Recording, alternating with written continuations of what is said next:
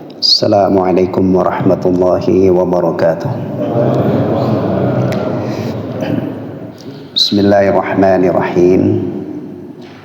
Alhamdulillahilladzi arsala rasulahu bil huda wa dinil haqq liyudhhirahu 'ala ad-din kullih walau karihal musyrikun.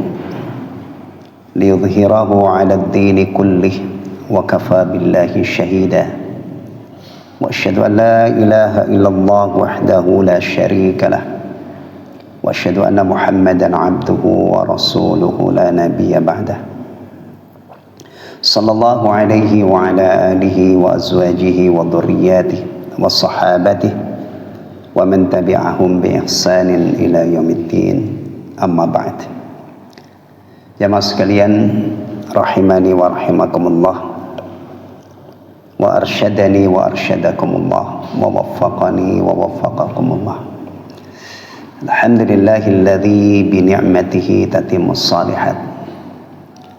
Alhamdulillah, kita dipertemukan kembali oleh Allah tabaraka wa taala di majelis yang kita khususkan untuk mempelajari tafsir juz ammah. Kajian terakhir kita waktu itu sudah mengkaji tafsir surah An-Nazi'at sampai pada فَإِذَا جَاءَتِ الطَّامَّةُ الْكُبْرَى. Namun untuk pagi hari ini kita tidak melanjutkan tafsir surah An-Nazi'at. InsyaAllah untuk jadwal berikutnya. Pagi ini ada yang mendesak untuk kita pelajari bersama.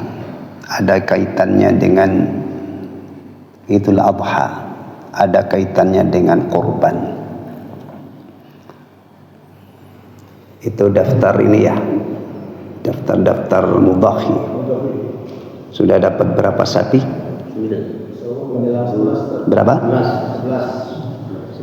11, Masya Allah. Mudah-mudahan dapat 15 ya. Amin. Dan semoga orang-orang yang telah menyisihkan sebagian hartanya untuk berkorban, mudah-mudahan diterima oleh Allah korbannya, dan kelak di akhirat ya, mendapatkan balasan dan ganjaran yang besar dari Allah Subhanahu wa taala. Baik, jemaah sekalian rahimani wa rahimakumullah. Ada prinsip dalam beragama, dalam menjalankan Islam ini ya, al-ilmu qabla al-qawli wal amal. Bahkan prinsip ini bukan hanya untuk urusan agama saja, bahkan urusan-urusan dunia supaya sukses ya, prinsip ini harus sama-sama kita junjung tinggi. Ilmu sebelum beramal. Jadi posisi ilmu itu sebelum beramal. Bayangkan kalau orang itu aktif beramal, ilmunya telat, gimana? Ya, maka kadang-kadang materi-materi kajian di ta'lim atau materi khutbah itu disesuaikan dengan keadaan ini. Misalnya menjelang Ramadan, biasanya materinya adalah membekali kaum muslimin bagaimana memasuki bulan Ramadan, ada ibadah apa saja ya. Demikian juga orang yang mau haji ya, biasanya menyiapkan ilmunya dulu sebelum terjun ya, melakukan manasik haji. Sebelum tawaf dia memiliki ilmu tentang tawaf dan seterusnya. Sebelum kita wudu, sebelum kita mandi ya, itu ilmu tentang taharah, tentang wudu dan mandi itu mestinya sudah ada, sudah siap, sudah ready, baru kita mempraktekannya ya. Ini prinsip yang luar biasa ya. Demikian juga ini menjelang Idul Adha.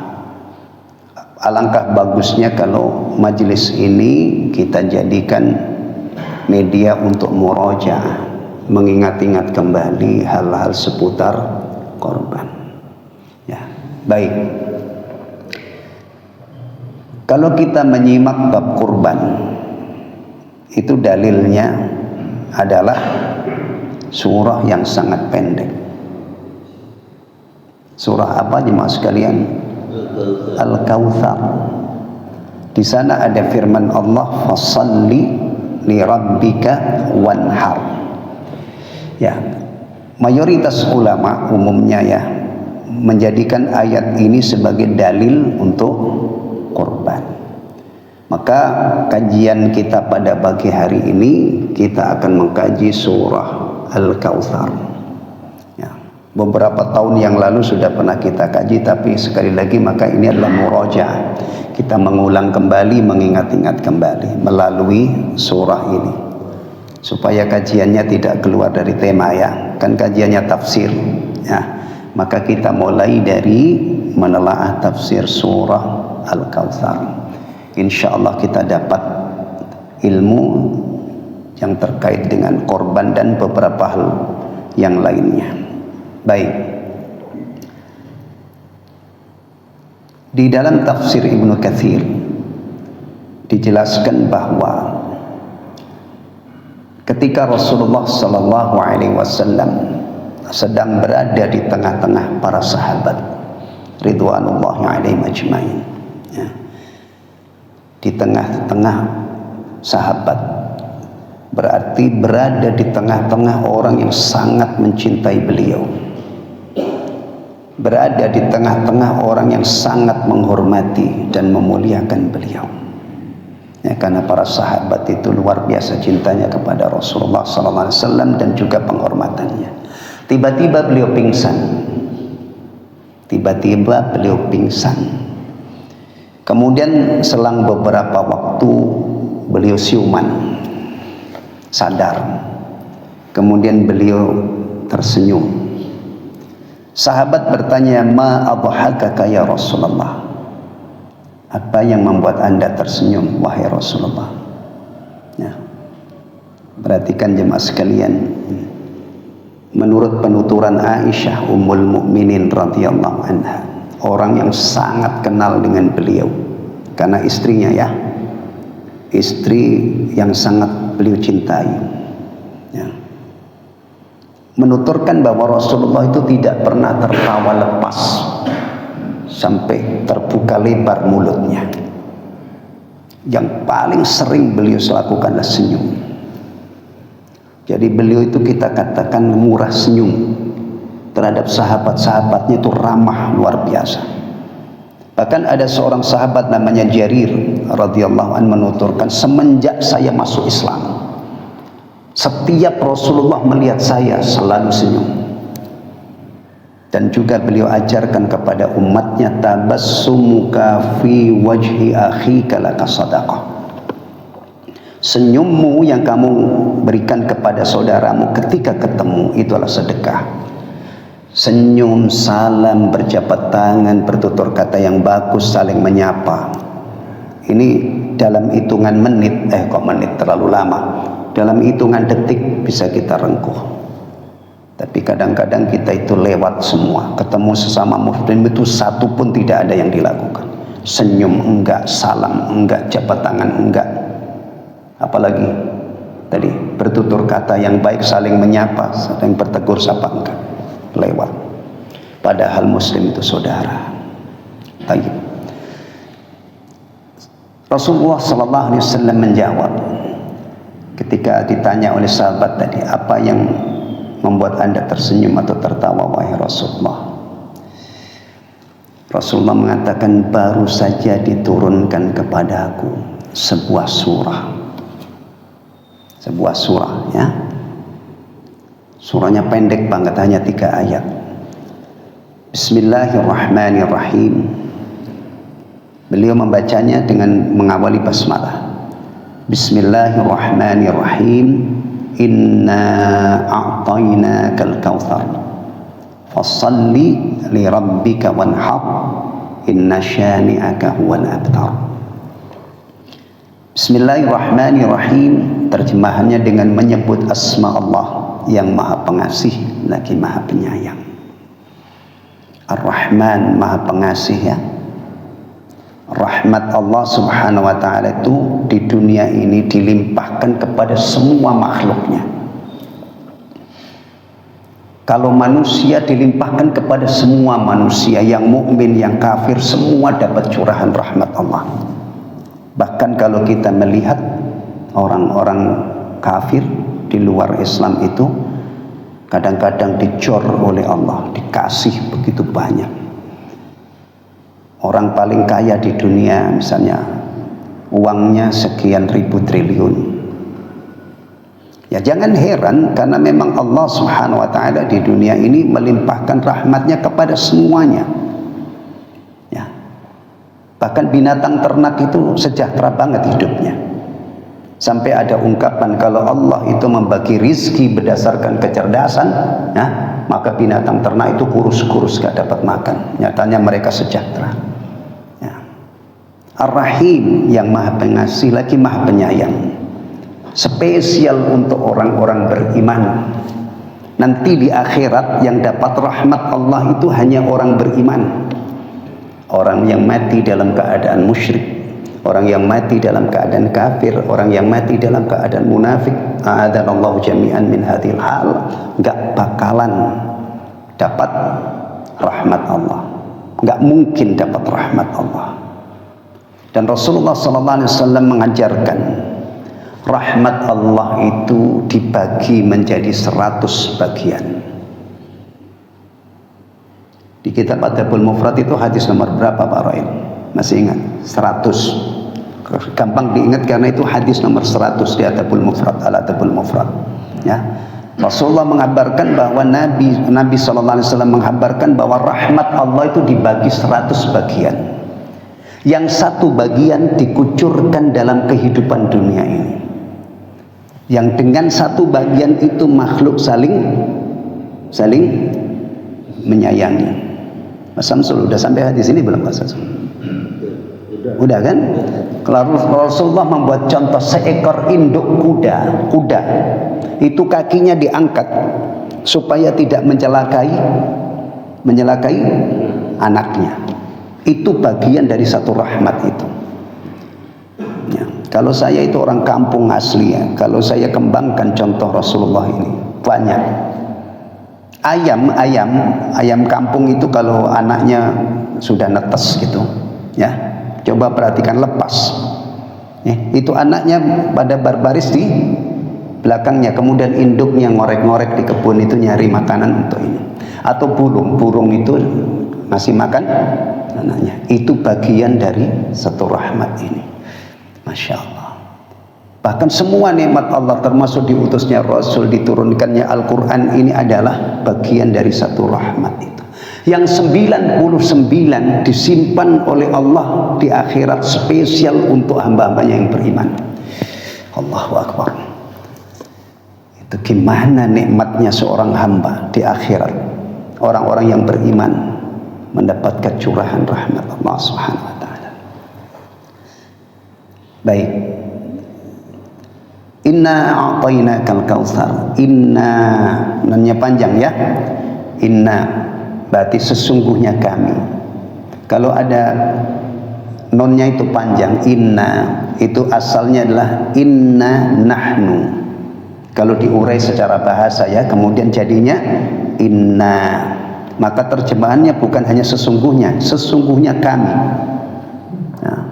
A'tainaka telah menganugerahkan kepadamu, memberi kepadamu, muni kaya.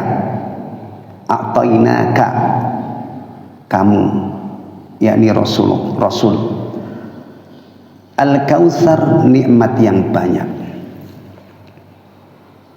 Fasalli li rabbika wanhar. Fasalli, maka salatlah. Li rabbika, ikhlas karena Tuhanmu, wanhar, dan berkorbanlah. Dan sembelihlah korban. Inna syani'aka, sesungguhnya orang yang membencimu ya, ini kalau kita kembangkan, membenci Rasulullah itu kadang-kadang mencaci maki Rasulullah, mengatakan Rasulullah itu gila, mengatakan Rasulullah itu kesurupan setan, ya, kena apa, kesurupan, ya, kemudian mengatakan Rasulullah itu penyair, Rasulullah itu dukun, dan ucapan-ucapan lain yang menyakitkan. Sesungguhnya orang yang membencimu, ya, membenci ajaran kamu, ya, termasuk di dalam huwal abtar, dialah yang terputus. Baik, kalau kita merujuk kepada tafsir Syekh Abdul Rahman As-Sa'di yang jadi rujukan kita ini, ya, di sini beliau menafsirkan sebagai berikut. Ya. Sebelumnya saya sempurnakan tadi, ya, setelah Rasulullah siuman lalu membacakan surah ini, beliau bertanya kepada sahabat-sahabatnya, atadruna mal kautsar? Tahukah kalian apa Al-Kautsar itu? Kebiasaan para sahabat kalau ditanya tentang suatu masalah, terutama masalah agama, lalu belum punya ilmunya, itu jawabannya singkat, jawabannya elegan, jawabannya simple. Allahu wa rasuluhu a'lam. Allah dan Rasulnya yang lebih mengetahui. Enggak berasumsi macam-macam, barangkali, enggak. Ini urusan agama. Agama itu bisa tetap utuh ketika adab seperti ini dijaga, ya. Tapi salah satu rusaknya agama, penyebab rusaknya agama kita ini, adanya sisipan-sisipan yang tidak benar, itu karena ini tidak dijunjung. Kalau orang tidak tahu dalam satu masalah, kemudian dia dengan jujurnya, dengan kesatrianya mengatakan saya tidak tahu, selesai, beres. Tapi kalau banyak yang berani berbicara tanpa ilmu, naudzubillah, maka ini yang membuat keruh urusan agama. Bahkan urusan dunia pun demikian, ya kan? Urusan dunia itu Masya Allah sekarang itu sudah rapi banget, ya. Orang-orang yang ahli itu yang punya otoritas untuk mengurus satu ini. Dalam ajaran agama kita, kalau satu masalah itu diserahkan bukan kepada ahlinya, maka apa? Kiamatlah bahasanya gitu. Iya. Idza usidatil amru ila ghairi ahli fantadhiris sa'ah. Jika masalah itu diserahkan bukan pada ahlinya, maka tunggulah kiamat, hancur, ya. Bahkan orang-orang yang ingin memperbaiki tapi tidak tahu apa yang harus diperbaiki, itu bisa saja bukannya tambah baik tapi tambah hancur. Dan urusan dunia itu sudah rapi. Bengkel mobil ini yang ngurusin mobil ini, bengkel apa namanya untuk memperbaiki rice cooker, kipas angin, AC, itu biasanya ditangani oleh dokter, ya, dokter spesialis, ya, dan seterusnya. Jawabannya itu lalu dijelaskan oleh Rasulullah SAW. Al-Kautsar itu adalah nahrun wa'adanihi Rabbi fil jannah, sungai yang Allah janjikan untukku di surga. Untukku ini nanti turunannya adalah yang menikmati itu umatnya, ya.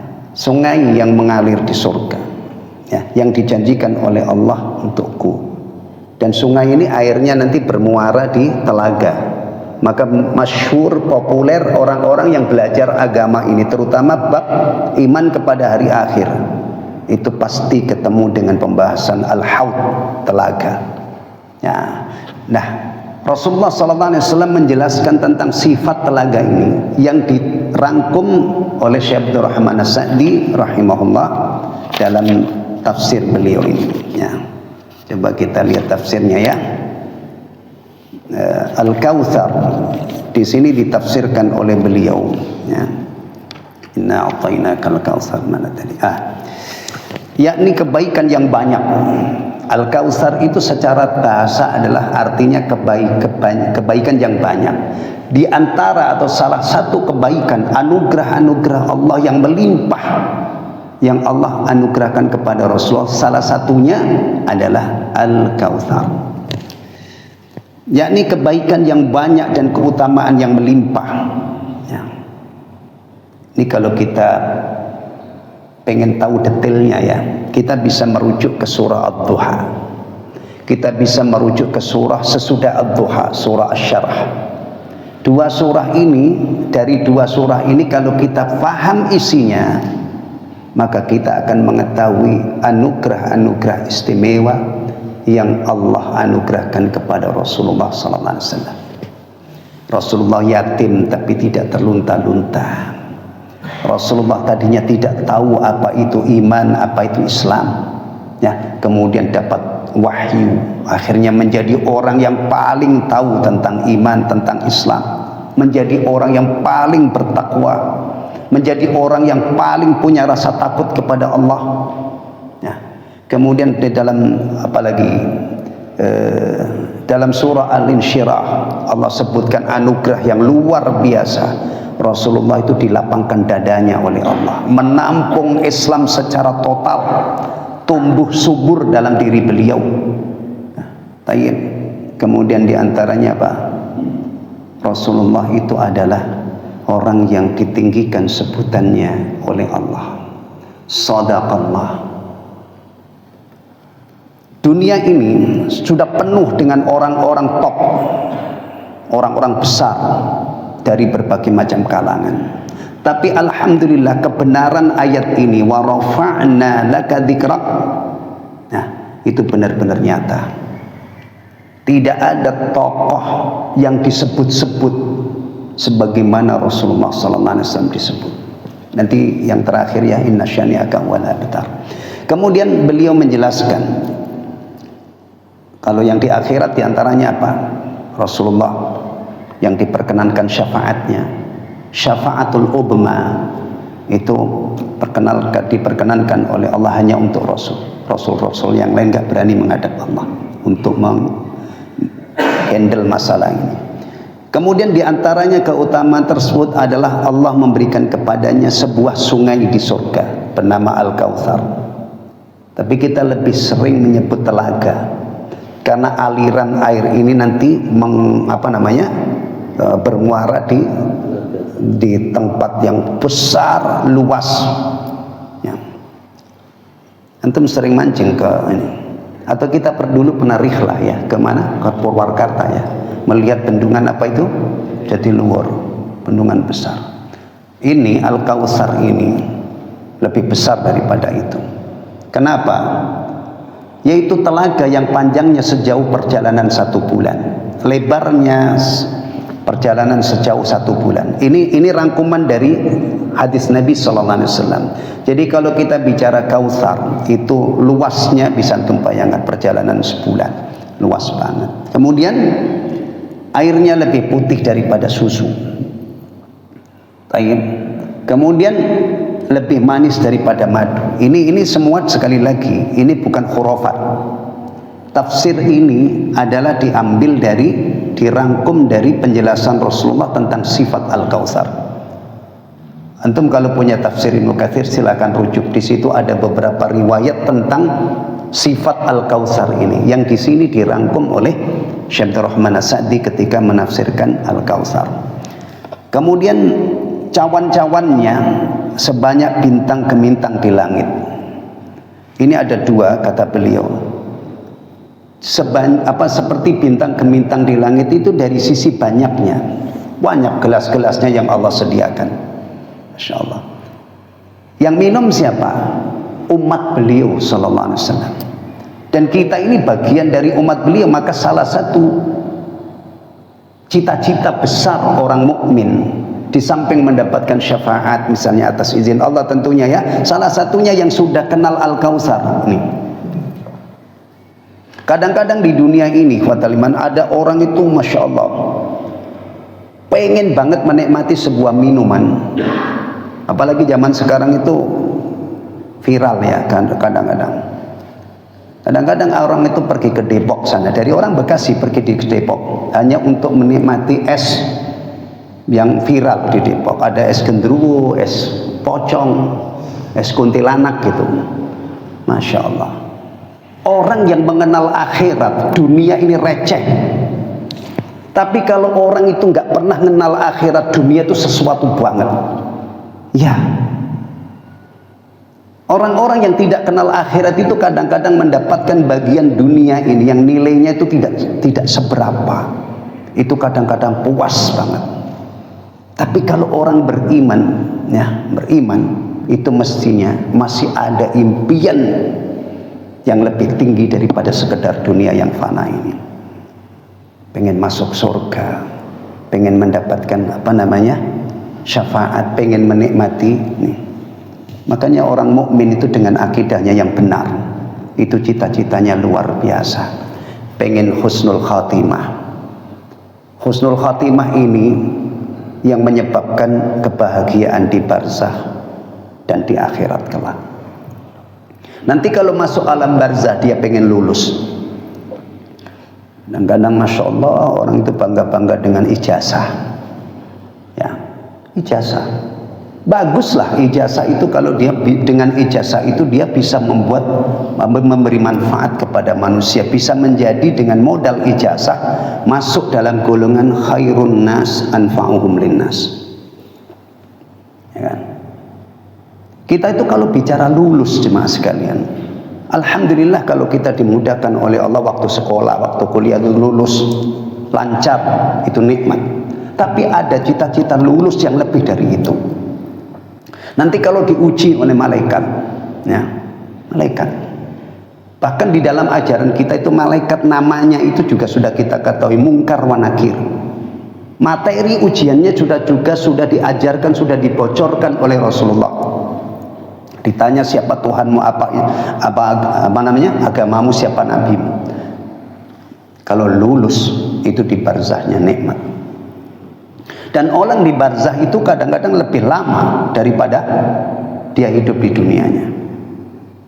Baru di barzakh saja Rasulullah wafat sudah berapa tahun? Umurnya cuma 6 tahun. Beliau sudah menghuni alam barzakh dan beliau tentunya sejahtera di sana. Ya. Demikian juga orang-orang sebelum kita. Tokoh-tokoh Indonesia ini sudah ada wafat 100 tahun yang lalu, padahal umurnya mungkin hanya puluhan tahun. Belum lagi nanti sampai kiamat itu berapa. Maka lulus di alam barzakh ini termasuk cita-cita kita. Karena dari lulus ini nanti akan terhindar dari adab kubur. Kemudian ketika dibangkitkan, orang itu ketika dibangkitkan pasti keadaannya sesuai ketika mati. Orang yang mati dalam keadaan musyrik tidak mungkin dibangkitkan oleh Allah berubah menjadi orang mukmin. Makanya kematian itu adalah sesuatu yang bikin kita ketar-ketir. Gak mau kita itu su'ul khatimah. Maunya kita itu, harapan kita husnul khatimah. Kita berusaha ke sana. Jalannya, kata Ibnu Katsir rahimahullah, jaga Islammu itu ketika kamu sehat walafiat. Karena umumnya orang itu matinya itu sesuai dengan kebiasaannya di waktu itu. Maka ada orang yang wafat sedang sujud, ada yang sedang sholat, ada yang sedang zina, ada yang sedang pesta minuman keras, macam-macam. Tayyib. Kemudian kalau pasca kebangkitan, ya, kita punya cita-cita, mudah-mudahan hisab saya nanti mudah. Mudah-mudahan nanti kalau catatan amal itu ditebarkan saya termasuk golongan kanan. Tadi saya baca surah Al-Waqi'ah, ya. Itu spontan, tidak ada kaitannya dengan ini, tapi qadar Allah nyambung. Ada ashabul yamin, ada ashabul shimal, itu adalah kaitannya nanti dengan pembagian catatan amal. Puncaknya ya termasuk ini, kita pengen mendapatkan anugerah minum Kautsar. Kemudian nanti kalau ditimbang amal kita itu semoga lebih berat kebaikannya. Ketika melintas di titian yang membentang di antara dua bibir jahanam, mudah-mudahan kita lulus, bisa melewati. Masya Allah. Orang Islam itu mestinya hal-hal besar seperti ini dipikirkan jauh-jauh hari. Ya. Kemudian apalagi tadi? Oh, cawan-cawannya. Sekarang kita tidak pakai istilah cawan, ya. Anak-anak kita kalau disuruh kita ngomong cawan nggak Pak? Nah, ambilin cawan dong. Apa itu Pak cawan? Nggak kepake ini. Apa itu cawan itu? Ya kalau untuk peralatan minum itu ada apa? Ada teko, ada ceret, ada gelas. Syekh Abdurrahman As-Sa'di menafsirkan dua makna. diumpamakan oleh Rasul seperti bintang gemilang di langit. Itu pertama jumlahnya banyak. Yang kedua adalah kemilaunya. Bayangkan ya, ini ada minuman bagus, gelasnya bagus, bersih, luar biasa. Minumannya bagus tapi gelasnya butek, amis. Gak ada orang yang selera. Dan orang Islam itu salah satu cirinya menjaga kebersihan. Innallaha yuhibbut tawwabin wa yuhibbul mutatahhirin. Piringnya orang Islam, gelasnya orang Islam itu mestinya bersih, apalagi di zaman sekarang. Ada formula untuk nyuci piring itu supaya kinclong, enggak ada lemak. Ada tamu datang, masya Allah, dikasih minum teh hangat pagi-pagi begini nih ya, gelasnya bagus, tehnya resep banget itu ya, tayyib. Itu makna seperti bintang gemintang di langit. Setelah Allah menghabarkan nikmat atau karunia-karunianya yang diberikan kepada Rasulullah, berikutnya ini perintah, fasalli li rabbika wanhar. Ini kaitannya dengan ayat pertama. Rasulullah diperintah oleh Allah bersyukur, maka sholatlah kamu ikhlas untuk Rabbmu dan berkorbanlah. Nah, nanti ini kita ulas merujuk kepada kitab Fiqh Sunnah. Insyaallah kajian kita sampai jam 6 ya. Atau jam 6 itu belum syuruk? Hah? Jam? Oh ya, insyaallah pas itu insyaallah ya. Tayyib. Kita batasi maksimal sampai jam 6. Fasalli li rabbika wanhar. Rasulullah SAW tentunya sudah menunaikan perintah ini dengan sempurna. Semua sholat, ya semua sholat itu harus ikhlas. Kata para ulama, ada dua hal yang harus dipenuhi ketika kita beribadah kepada Allah atau beramal soleh. Yang satu itu adalah mizan batin, standar batin. Dalilnya adalah innamal a'malu binniyat. Sesungguhnya amal itu tergantung niatnya. Ya, itu hati. Niat itu urusan hati. Ya. Maka kalau kita sholat itu, niat sholat itu di hati. Tapi selain itu ucapan, tolong perhatikan baik-baik. Allahu Akbar dan seterusnya, semua bacaan sholat itu diucapkan, bukan dibatin. Jadi kalau ada orang Allahu Akbar kemudian bibirnya terkatup, dia membaca Fatihahnya itu di dalam hati, nggak sah sholatnya. Fatihah itu bukan di dalam hati, dibaca, cuman volume suaranya ada jahar, ada sir. Demikian juga ruku subhana rabbiyal azim yang baca ini ketikanya atau bacaan yang lain itu harus dibaca. Maka orang sholat itu tergerak, bibirnya bergerak-gerak. Termasuk zikir ba'da sholat itu diucapkan astagfirullah, astagfirullah, astagfirullah, Allahumma antas salam. Atau bahkan ada yang keras ya, karena memang ada riwayat yang menunjukkan itu ada bunyinya astagfirullah, astagfirullah, astagfirullah. Dibaca, bukan dibatin. Termasuk doa. Nih, beberapa hari yang lalu saya menyimak ceramahnya seorang syekh menjelaskan masalah ini. Doa itu dibaca jemaah sekalian, diucapkan, bukan dibatin di dalam hati. Itu namanya berpikir, kata beliau. Ya, doa Rabbana atina fid dunya hasanah dan seterusnya. Ucapan. Kalau namanya ucapan itu berarti memfungsikan alat ucap berupa lidah, bukan di hati. Dibaca kemudian menjalar ke hati. Ini masalah begini, ini umat Islam sangat memerlukan penjelasan. Ada orang yang sholat itu terkatup, nggak bergerak sedikit pun. Lah, apa yang kamu baca? Saya baca di dalam hati. Loh, baca kok dalam hati? Baca itu berarti menggerakkan lidah. Nih. Ini faedah besar banget karena saya lihat banyak ini. Ya, jangan-jangan doa itu juga tangannya diangkat tapi mulutnya tidak. Kamu baca apa? Alhamdulillahirabbil alamin, hamdan syakirin, hamdan na'imin, hamdan yuwafi ni'amahu wa yukafi. Baca. Apalagi kalau ada yang mengamini gitu ya, kayak khutbah Jumat misalnya, itu kan diambil, ya tentunya ada suaranya. Wanhar, dan berkorbanlah. Inna syani'aka huwal abtar. Sesungguhnya orang yang membenci kamu, yang mencaci maki kamu, yang anti dengan ajaran kamu, dialah yang terputus. Ya, di sini diterjemahkan apa? Ditafsirkan apa? Yakni terputus dari setiap kebaikan, terputus amalnya, dan terputus penyebutannya. Di dalam tafsir Ibnu Katsir disebutkan, ketika orang musyrik itu melihat Nabi itu putra-putranya diwafatkan oleh Allah masih belia, mereka mengatakan, Muhammad nggak lama dia disebut-sebut, biarin aja, nanti juga tidak ada yang nyebut lagi karena dia tidak punya keturunan yang melanjutkannya. Ternyata Allah berkehendak lain. Orang kafir itu mengira Nabi ini nggak lama, nggak mungkin nanti jadi disebut-sebut lagi legendaris, itu nggak mungkin, orang nggak punya anak. Iya, kalau kita nggak punya anak, iya, setelah kita mati selesai, nggak ada anaknya. Tapi Rasul ternyata Allah punya kehendak lain. Meskipun anaknya diwafatkan oleh Allah dalam usia bocah-bocah belia, tapi Allah berfirman, wa rafa'na laka dzikrak, dan kami tinggikan untukmu sebutanmu.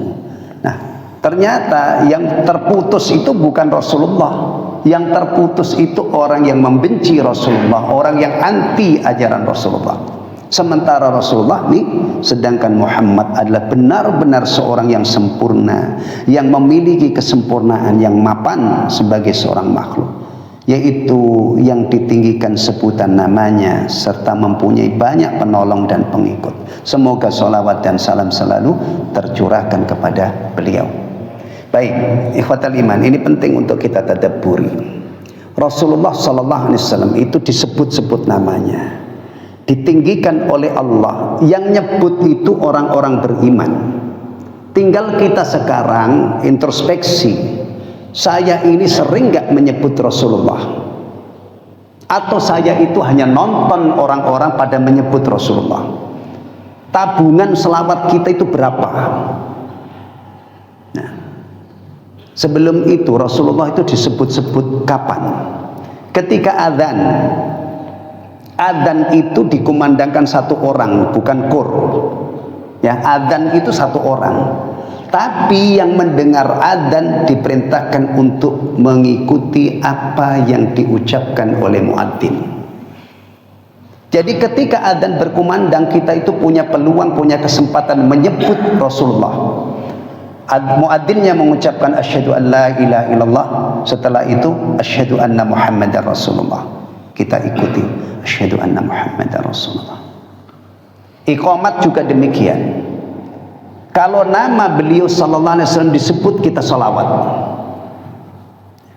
Dan kajian-kajian ilmiah tidak mungkin tidak menyebut Rasulullah.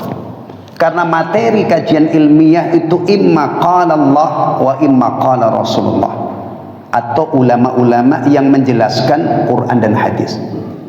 Kalau ada kajian ilmiah kok nggak ada ayat yang dikutip, nggak ada hadis yang dikutip, pertanyaannya itu kajian apa? Kecuali kajian nahwu, sharaf gitu ya. Tapi kalau maksud saya kajian ilmiah, membahas tentang akidah, fikih, akhlak, itu dekat banget dengan Rasulullah. Bahkan kitab yang dipelajari di sini itu Al-Adabul Mufrad, itu kumpulan hadis-hadis dan athar ya, yang dikumpulkan oleh Imam Al-Bukhari dalam kitab itu. Berarti kalau kita ngaji dapat satu hadis, dua hadis, sudah menyebut-nyebut qala Rasulullah sallallahu alaihi wasallam, ra'aitun nabiyya sallallahu alaihi wasallam, sami'tun nabiyya sallallahu alaihi wasallam ya. Jadi kita renungkan, Rasulullah ditinggikan oleh Allah itu melalui lisan orang-orang beriman. Dan hebatnya lagi, itu adalah ibadah qauliyah. Salawat satu kali ya, itu dibalas oleh Allah 10 kali. Hari Jumat itu hari memperbanyak salawat diantaranya. Jangan hanya surah Al-Kahfi saja. Surah Al-Kahfi itu cuma 20 menit, kita masih punya sekian ribu menit. salah satunya dimanfaatkan untuk menyebut-nyebut Rasulullah sallallahu alaihi wasallam. Ya. Nih. Nyata kan? Apa ada orang menyebut-nyebut Abu Lahab, Abu Jahal?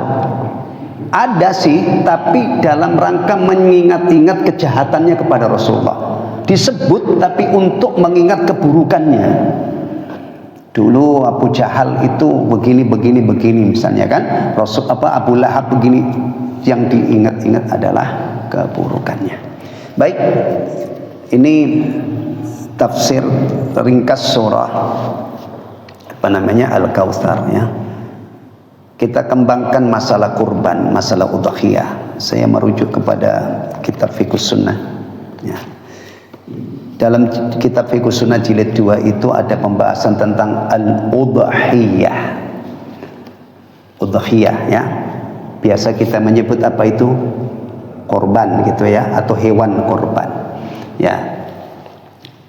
Pertama, Sayyid Sabiq rahimahullah mendefinisikan korban. Jemaah sekalian perhatikan ya, agama kita itu penuh dengan definisi. Rukun Islam itu semuanya ada definisinya. Apa itu sholat? Sholat menurut bahasa ada doa. Menurut istilah adalah ibadah yang diawali dengan takbir, diakhiri dengan salam, dengan syarat dan rukunnya. Ya. Berawal dari definisi yang akurat ya, nanti insya Allah turunannya amalnya itu benar. Tapi kalau dari definisinya saja sudah melenceng, nggak akurat, tidak mungkin pengamalannya benar. Nah, puasa, ingat-ingat puasa. Puasa itu apa? Imsak secara bahasa. Nah, tapi kalau secara istilah bukan sekedar imsak, tapi memiliki makna spesifik. Imsak dari segala yang membatalkan puasa, waktunya dari fajar sampai maghrib, sampai terbenam matahari disertai dengan niat. Ya. Demikian juga zakat. Zakat itu mengeluarkan harta tertentu ya, dengan kadar tertentu diberikan kepada pihak-pihak tertentu. Zakat spesifik. Jadi kalau ada praktek zakat keluar dari definisi ini, ya bukan zakat. Misalnya zakat ayam, orang zakat ayam, masa zakat ada ayam ada zakatnya? Zakat bebek misalnya, nggak ada lah. Itu saja sudah menyelisihi definisi. Haji itu secara bahasa al-qasd, menuju. Tapi kalau definisi syariatnya pasti menuju ke Mekah, qasdul Makkah li'adail manasikil hajj. Nah, istijaban li amrillah, mereka ke sana itu memenuhi perintah Allah untuk mencari ridha Allah. Dah. Jadi misalnya kalau ada orang haji atau umrah tidak ke Mekah, itu sudah jelas meleset, nggak mungkin dibenarkan. Nggak tahu ini benar atau enggak, karena katanya itu ada umrah ke Tarim misalnya, umrah ke Tarim di Yaman. Antum kalau ada mengajak umrah ke Tarim, antum ngasih tahu apa nggak nyasar itu? Umrah itu ya bukan ke Tarim, bukan kemana-mana, pasti ke Mekah, ke Baitullah. Nanti di sana tawaf, di sana kemudian sa'i, kemudian tahallul. Dah. Ya, ini pentingnya ilmu. Maka tadi di awal saya ingatkan, ilmu itu posisinya sebelum berbicara dan sebelum bertindak. Ya. Beliau definisikan begini, al-udhiyatu wadh-dhahiyah ismun lima yudbahu minal ibili wal baqari wal ghanami yauman nahri wa ayyamat tashriqi taqarruban ila Allah taala. Yang namanya hewan korban atau korban itu adalah sebutan untuk binatang ternak. Binatang ternak itu kalau dirinci ya, yang paling topnya unta, sapi, kambing. Ya. Penyembelihannya kapan? Yauman nahr. Yauman nahr itu hari tanggal 10-nya itu, yang kita sering sebut apa? Idul Adha. Ya, wa ayyamat tasyrik, dan hari-hari tasyrik. Taqarruban ilallah, untuk mendekatkan diri. Niatnya menyembelih binatang itu adalah untuk mendekatkan diri kepada Allah. Lihat, hewan disembelih, jenis hewannya adalah binatang ternak. Nah, waktu penyembelihannya hari Nahar tanggal 10 dan hari-hari tasyrik 11, 12, 13. Niat menyembelih itu adalah untuk mendekatkan diri kepada Allah, atau biasanya juga untuk mencari ridha Allah Subhanahu wa taala. Niatnya ikhlas karena Allah. Fasalli li rabbika wanhar. Baik. Ikhwatal iman rahimani wa rahimakumullah. Jelas ya. Jadi kalau ada orang berkorban tapi tidak memenuhi kriteria definisi ini, misalnya jenisnya tidak binatang ternak, dia ganti ayam jago lah apa, nah, maka ibadah itu kita diuji untuk tunduk. Ini kadang-kadang orang-orang cerdas itu begini-begini ini diakal-akali.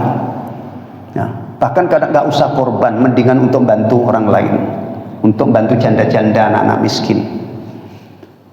Saya yakin orang yang insya Allah nggak tega mana yatim itu yang mau berkorban. Di saat tiba waktu berkorban, dia berkorban, insya Allah kalau sebelum korban atau sesudah korban lihat anak yatim, lihat orang miskin, lihat orang susah, insya Allah dia tidak bakalan diem. Ya. Tolong beragama itu jangan ngeyel, kita patuhi. Ya, ketentuannya ini dah jenis binatangnya, kemudian waktu penyembelihannya dan niatnya. Baik, hukumnya ya. Di sini beliau mengatakan begini. Hukmuha al-udhiyatu sunnatun muakkadatun. Udhiyah menyembelih hewan korban itu atau berkorban hukumnya sunnah muakkadah. Tidak sampai wajib ya, sunnah muakkadah. Wa yukrahu tarkuha ma'al qudrah. Makruh meninggalkannya dalam keadaan mampu, ma'al qudrati 'alaiha. Ya. Jadi kalau kita hitung-hitungan sih, nggak korban dosa nggak? Ya kalau mengacu kepada ini nggak dosa, cuman nggak pantas. Orang duitnya lapang, kemudian tidak tergerak untuk bertakarrub kepada Allah. Dan mari beragama itu jemaah sekalian ya, jangan terlalu fokus wajib atau tidak wajib, jangan terlalu fokus haram atau tidak haram. Jangan. Kita didik diri kita itu, kalau ada yang diperintahkan oleh Allah dan Rasulnya, kita laksanakan. Kalau ada yang dilarang, apakah itu haram atau makruh, misalnya, kita latih diri kita itu untuk meninggalkannya, apalagi yang haram. Ya. Karena kalau beragama itu selalu kita, kalau ada perintah itu wajib. Oh, saya kerjakan. Itu wajib apa enggak? Enggak ada minat. Ya Allah, kita mati itu membawa apa? Sholat itu yang wajib cuma 17 rakaat. Tapi kalau kita tambah dengan yang sunat 17 rakaat itu bisa menjadi 40 rakaat. Ya.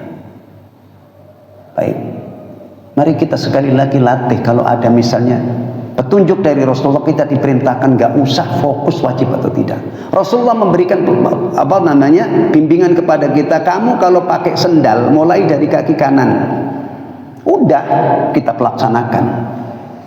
Dalam tataran amal apa yang perintahkan kita kerjakan. Tapi kalau dalam tataran ilmiah, ilmu itu bisa ditinjau ini wajib apa tidak.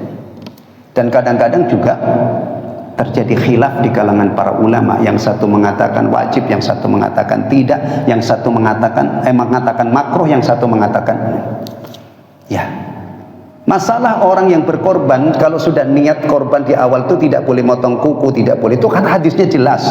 Tapi kalau kita rujuk kepada pendapat para ulama, ada yang mengatakan wajib, Imam Ahmad. Menurut Imam Syafi'i itu makruh saja, tidak sampai haram, afwan. Menurut Imam Ahmad itu haram. Kalau orang sudah awal Dzulhijjah dia sudah punya niat ini, aku tidak boleh motong kuku, tidak boleh cukur rambut atau ini bulu-bulu ketiak dan yang lainnya, tidak boleh. Sampai nanti dia berkorban baru boleh lagi. Tapi kalau Imam Syafi'i itu hanya makruh saja, makruh tanjih. Bahkan menurut Imam Abu Hanifah dan Imam Malik boleh-boleh aja. Ini pendapat, tapi jelas Rasulullah memberikan, bersabda, orang yang mau berkorban dilarang untuk memotong kuku, rambut dan yang lain. Ya, baik.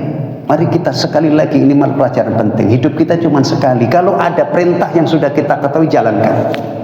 Nah, kalau wajib berarti kita menunaikan kewajiban, alhamdulillah. Kalau itu sekedar anjuran, kita tidak rugi. Baik. Kemudian Rasulullah SAW waktu berkorban, itu yang disembelih adalah 2 domba yang memiliki sifat amlahaini. Ada warna dominannya itu putih, ada campur hitamnya dikit ya. Kemudian akronain, bertanduk. Bisa bayangkan? Gampang insya Allah ya. Jadi korbannya Rasulullah itu adalah domba, kemudian sifatnya itu istimewa banget, tanduk. Di dunia kambing kalau tanduknya bagus itu tambah apa? Gagah gitu ya, bagus. Ya, baik. Terakhir hikmahnya apa sih hikmah korban itu?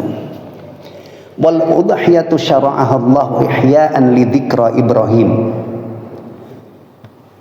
Binatang apa, menyembelih hewan korban itu disyariatkan untuk mengingat-ingat ya sunnahnya Nabi Ibrahim, atau perintah Allah yang Allah perintahkan kepada Ibrahim. Alhamdulillah, saya tidak disuruh menyembelih anak saya. Dulu Nabi Ibrahim itu diuji oleh Allah dengan ujian berat. Anak yang digadang-gadang, yang dirindukan setelah lahir, setelah bisa membantu orang tuanya, Allah perintahkan melalui mimpi untuk menyembelihnya. Yang diperintah itu Ibrahim alaihissalam, yang dijadikan objek penyembelihan yang akan disembelih adalah Ismail. Ismail itu oleh Allah tabaraka wa ta'ala dijelaskan sifatnya halim, sangat sabar. Bapaknya yang seorang nabi, anaknya juga nabi, tapi waktu itu belum jadi nabi ya, kan masih kecil ya. Itu anak yang taat kepada Allah. Akhirnya perintah ini dilaksanakan dengan penuh keikhlasan. Wa may yattaqillaha yaj'al lahu makhraja.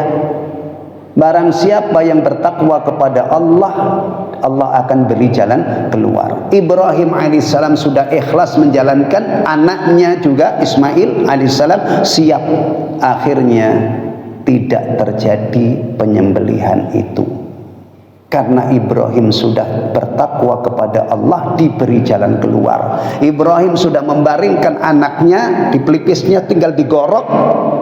Allah sudah menyatakan, kamu sudah menjalankan perintahku, wahai Ibrahim. Tidak jadi putus lehernya, atau tidak jadi disembelih, diganti dengan domba, sesembelian yang besar. Alhamdulillah, kalau Nabiullah Ibrahim mendapatkan perintah seberat itu, ujian seberat itu, kita disuruh nyembelih kambing, disuruh menyembelih unta. Bagi sebagian orang, beli kambing itu sama dengan beli pisang goreng. Orang yang duitnya ratusan juta beli kambing yang paling bagus. Nggak tahu, saya belum lihat tukang kambing di sini. Tahun yang lalu saya di Jembatan Kosong sana, itu ada kambing besar banget. Saya tanya, bang ini berapa jual? Dia bilang waktu itu 12 juta pak, katanya. Ada. Nggak tahu netnya berapa kalau saya tawar, tapi saya nggak beli. Ya, masya Allah. Ini ya, kalau berawal dari sini kita bayangkan, duhai seandainya saya disuruh nyembelih saya, itu berat banget, tapi cukup diganti dengan binatang ternak. Dan hikmahnya juga wa tausi'an 'alan nas. Kan daging ini kalau disembelih, apalagi berapa sapi tadi, 11 ya, itu kan banyak. Nggak mungkin lah dimakan hanya oleh ini.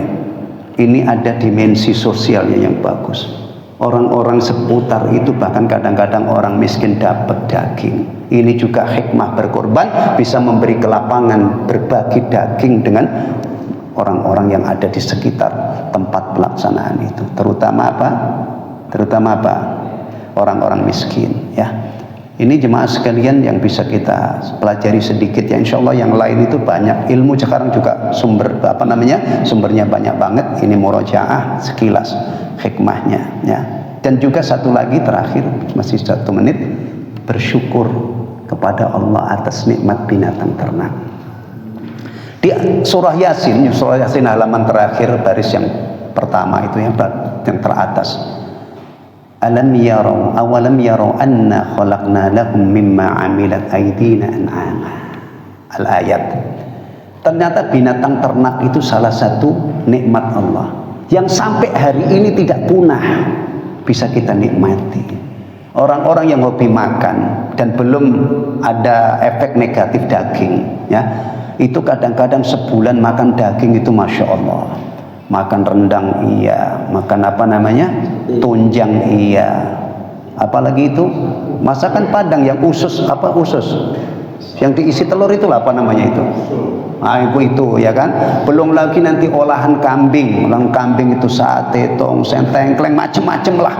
Nah, masya Allah, tiap hari menikmati binatang ternak, kantongnya tebal, tidak tertarik untuk ibadah dengan menggunakan, bermodalkan binatang ini, dipersembahkan kepada Allah, kelewatan banget. Maka meskipun apa namanya,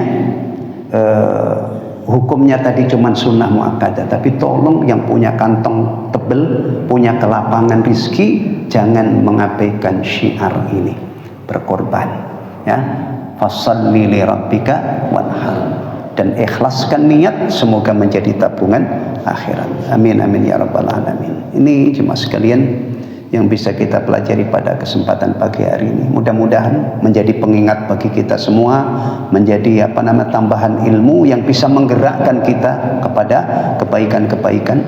Ya. Wallahu taala alam bissawab.